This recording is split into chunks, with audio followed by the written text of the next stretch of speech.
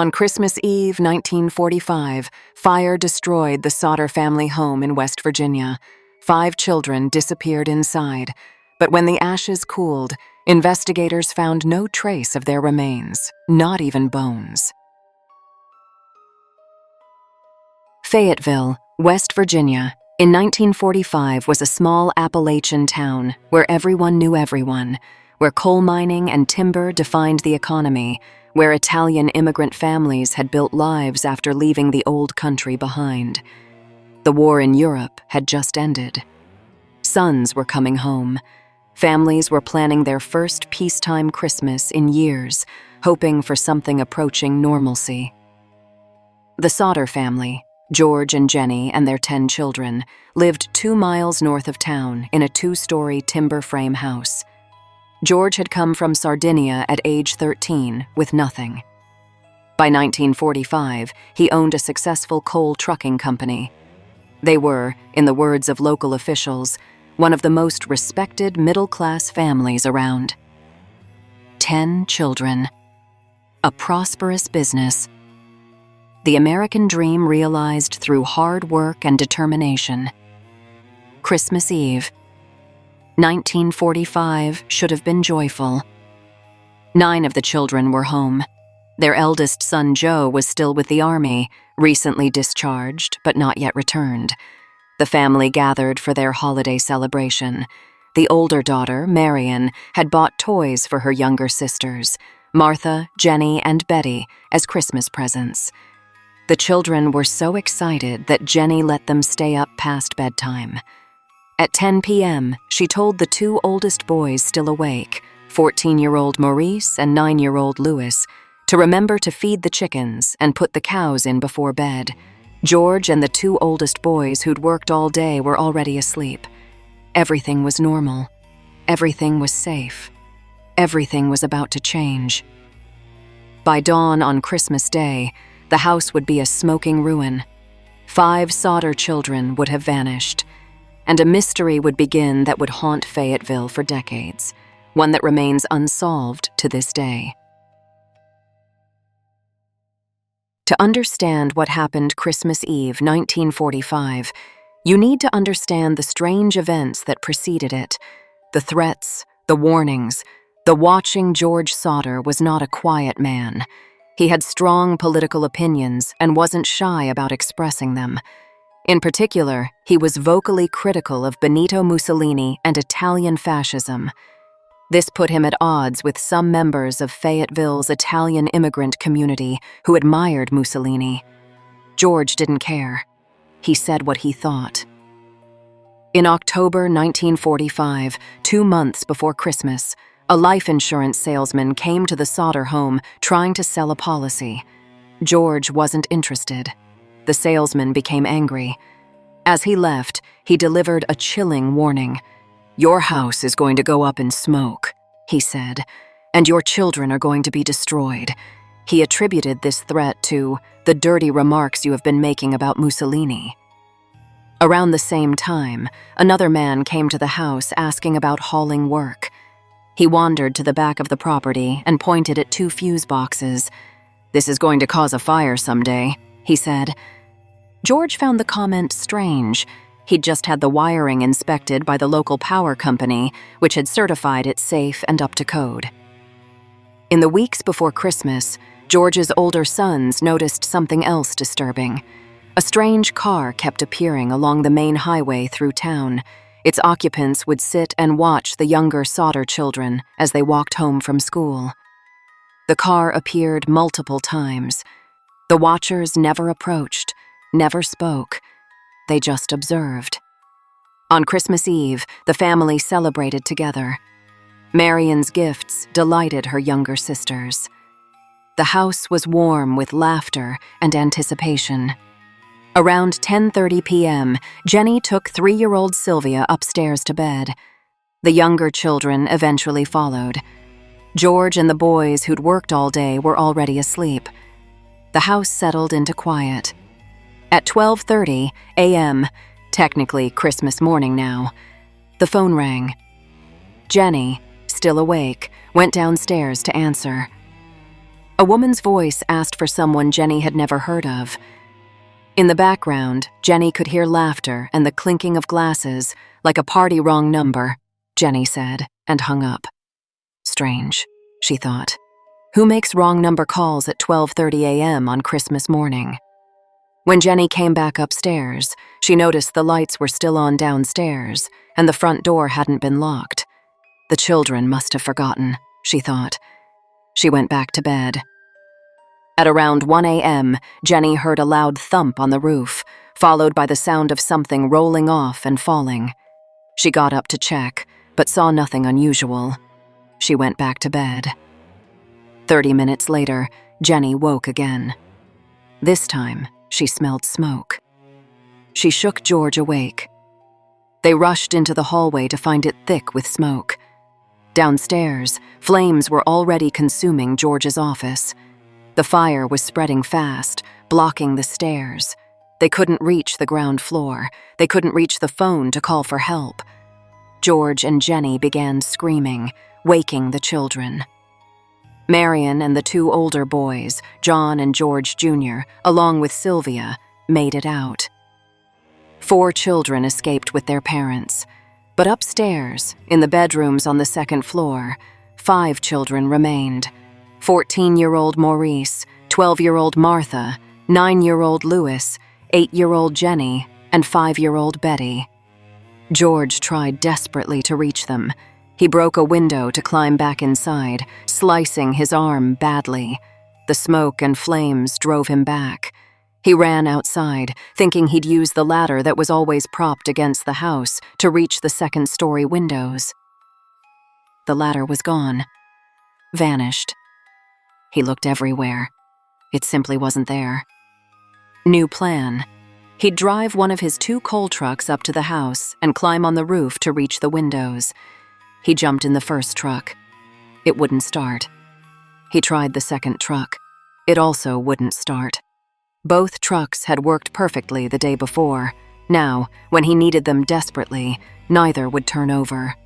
George ran to the rain barrel to get water. It was frozen solid, unusual for late December, but possible. Every option eliminated. Every rescue attempt blocked. Marion ran to a neighbor's house to call the fire department. She picked up the phone. No operator answered. The line was dead. She ran back home, telling her parents the phone wasn't working. Another neighbor had to drive into town to alert the fire department in person.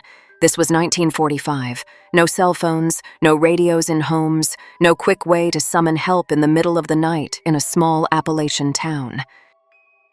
The fire department didn't arrive for 7 hours. 7 hours. By the time they got there, the 2-story house had burned completely to the ground. Nothing remained but ashes, twisted metal, and the brick chimney standing alone. George and Jennie stood in the cold December dawn, 4 of their children beside them, staring at where their house had been. 5 of their children were somewhere in that smoking ruin. Maurice, Martha, Louis, Jennie, Betty. The firefighters would search the debris. The bodies would be recovered. The family would bury their children and try to rebuild their shattered lives. Except that's not what happened. Because when investigators sifted through the ashes of the Sodder house, they found something impossible. Nothing. No remains. No bones. No teeth, no trace whatsoever of 5 children who had supposedly burned to death inside. The initial investigation concluded the fire was accidental, caused by faulty electrical wiring. The 5 missing children had died in the blaze, investigators said. Their remains had been completely consumed by the intense heat. The family should accept this tragedy and move on. But George and Jennie Sodder couldn't accept it, because nothing about the official explanation made sense. Fires don't completely incinerate human remains, especially not in a house fire that burns in the open air, not in the intense, controlled heat of a crematorium. Even in cremations conducted at 1,400 to 1,800 degrees Fahrenheit, bones remain. They have to be mechanically ground into ash. A house fire doesn't reach those temperatures. A house fire, especially one that burns quickly and in the open, should have left bones, teeth, something. The fire chief, F.J. Maurice, told the family he'd searched the rubble and found nothing. The children must have burned completely, he said. Death certificates were issued. In the section for burial, cremation, or removal, the word burial was checked with the date December 27, 1945. The burial location listed, the Sodders' address. The 5 children were officially buried where their house had stood, their ashes supposedly mixed with the debris. But years later, George Sodder hired a private investigator to look into the case. The investigator discovered something disturbing. Fire Chief Maurice had told others that he had found human remains at the site, specifically a heart, and had buried it in a box in the rubble. He'd done this, he claimed, to convince the Sodders their children were dead so they could have closure. George had the box dug up and taken to a funeral director for examination. The funeral director's conclusion? It wasn't a human heart. It appeared to be beef liver, completely untouched by fire. Why would the fire chief bury fake remains and lie about it? Maurice's explanation, that he was trying to help the family, made no sense. If he wanted to help, why not tell them? Why lie and say he'd found nothing? In 1949, 4 years after the fire, George hired a crew to excavate the site more thoroughly. They made a discovery: human vertebrae, along with other bone fragments. Finally, physical evidence. But when the bones were sent to the Smithsonian Institution for analysis, the conclusion was strange. The vertebrae and bones were determined to have been in the ground for several years before the fire. They couldn't have come from the children who died in 1945. Whose bones were they? How did they get there? No one could say. The Sodders also discovered that the phone line to their house had been cut the night of the fire. It hadn't failed. Someone had deliberately severed it. A man later admitted to police that he'd cut the line that night. He thought it was a power line, he said. While he was stealing a block and tackle from the Sodders' property during the fire, he claimed to have taken advantage of the chaos to steal equipment. He denied setting the fire or knowing anything about the children. No charges were ever filed, but this admission raised more questions than it answered. Why cut any utility lines while committing theft? Why that particular night? And why would someone cut the line before the fire started? Because the phone was already dead when the family tried to use it. Then there were the eyewitness accounts. A bus driver who'd passed through Fayetteville late Christmas Eve told police he'd seen people throwing balls of fire at the Sodder house. When the snow melted in spring, young Sylvia Sodder found a small, hard, dark green rubber object in the brush near where the house had stood. George looked at it and said it resembled a pineapple bomb, a hand grenade or incendiary device used during the war. Combined with Jennie's memory of hearing something hit the roof before the fire started, it seemed possible the fire had been deliberately set using some kind of thrown explosive device. Other witnesses came forward with even stranger claims. One woman said she'd been awake Christmas Eve and had seen the 5 missing children being led to a car while the fire raged. They were put into the vehicle and driven away. A waitress at a diner 50 miles from Fayetteville said she served breakfast to 5 children on Christmas morning, 1945.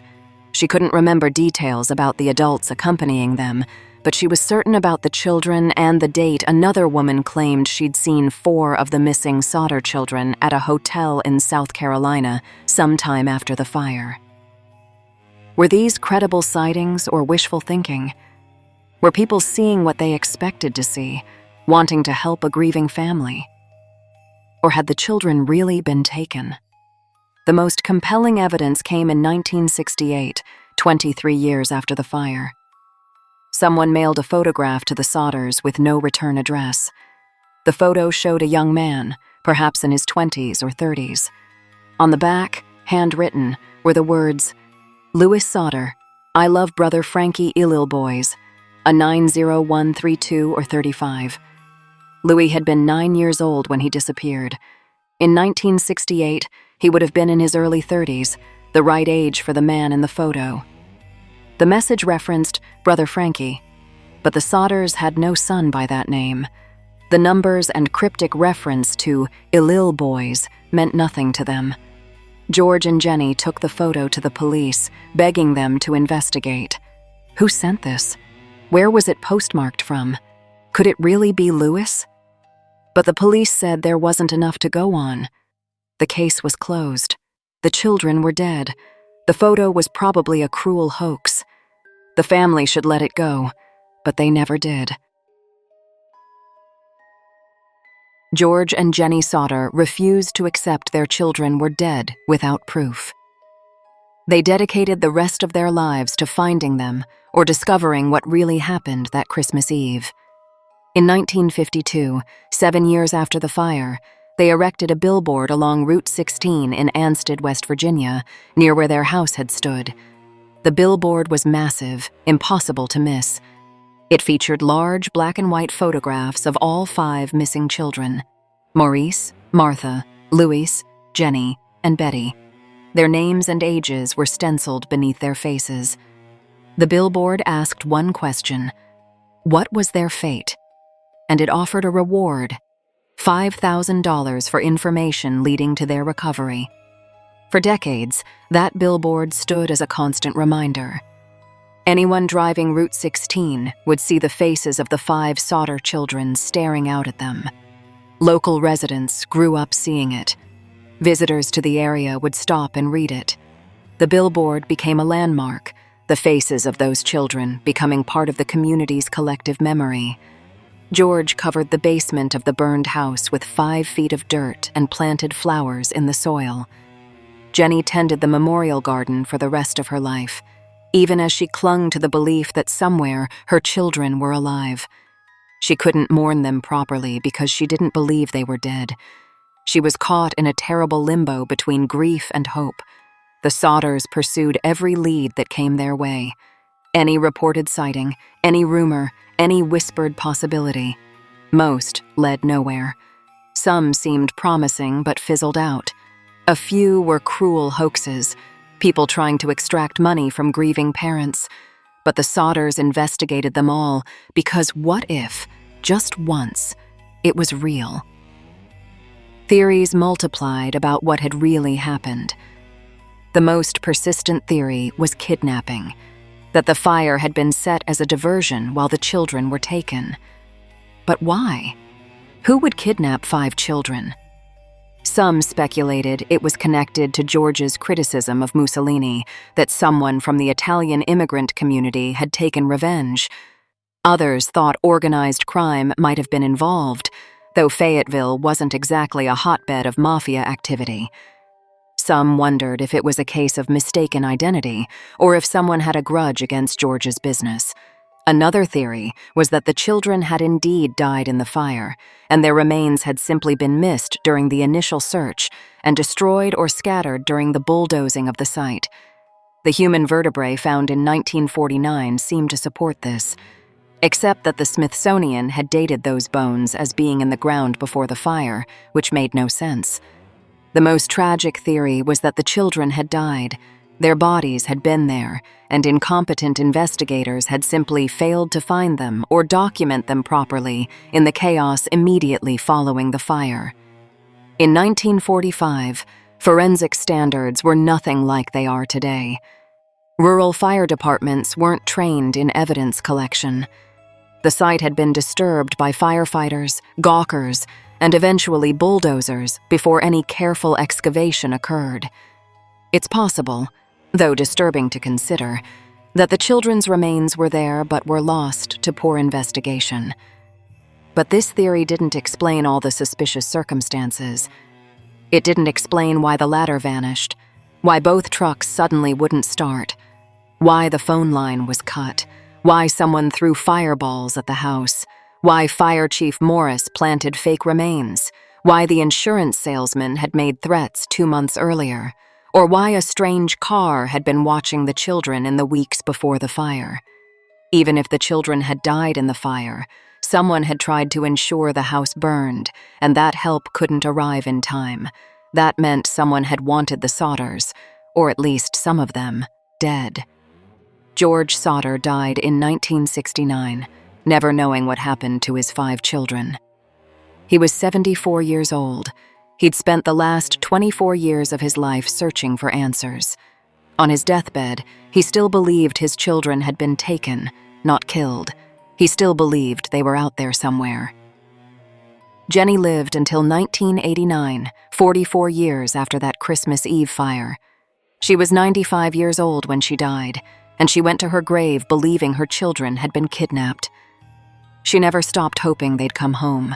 She never stopped tending the memorial garden. She never stopped waiting. The surviving Sodder children carried the weight of that night their entire lives. Sylvia, the youngest, just 3 years old when the fire happened, would later say it was her earliest memory. She remembered the smoke, the chaos, the screaming.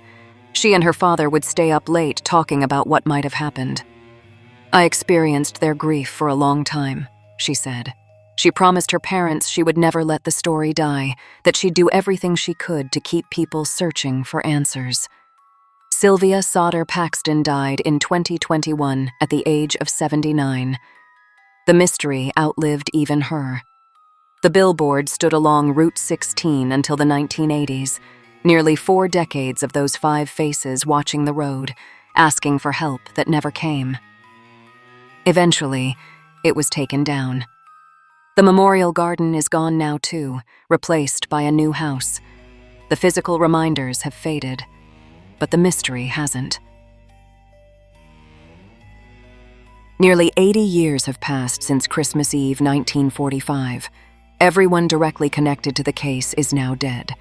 The evidence that might have solved it was destroyed by time, incompetent investigation, and the bulldozing of the site just days after the fire. What really happened to Maurice, Martha, Louis, Jennie, and Betty Sodder? We may never know for certain.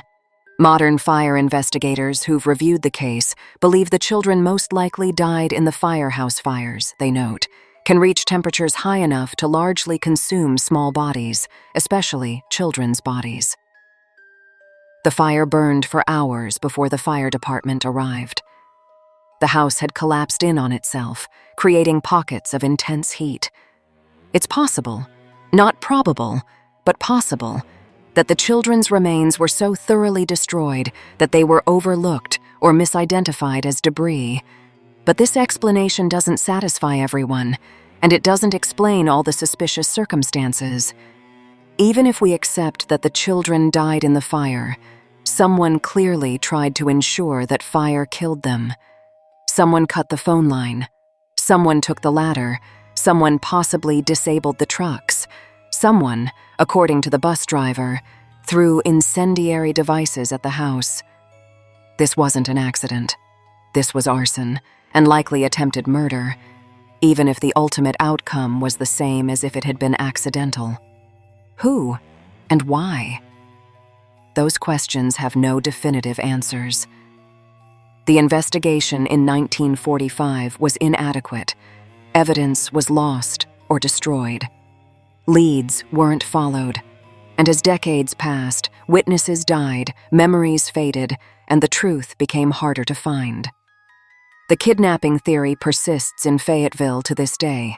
Many locals still believe the children were taken and possibly raised under different identities, maybe even in different countries.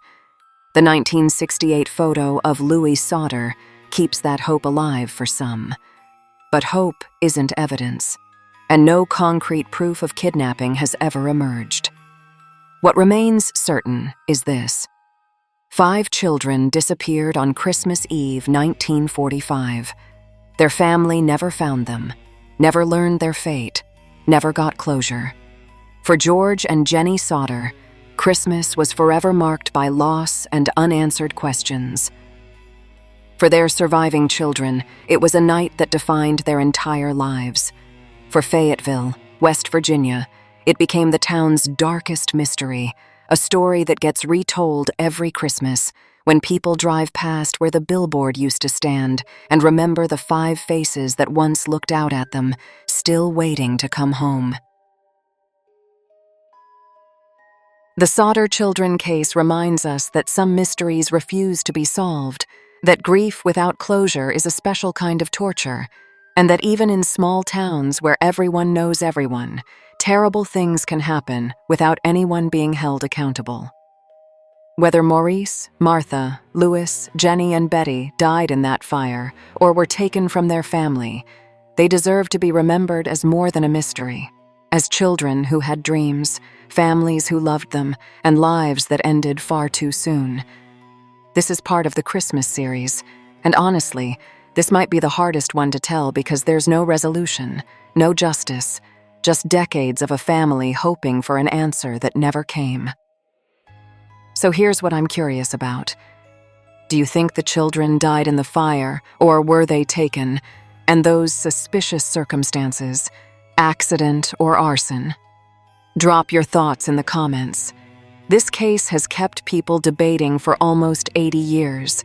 If you're into these deep dive mysteries, the unsolved cases that refuse to let go, subscribe for more.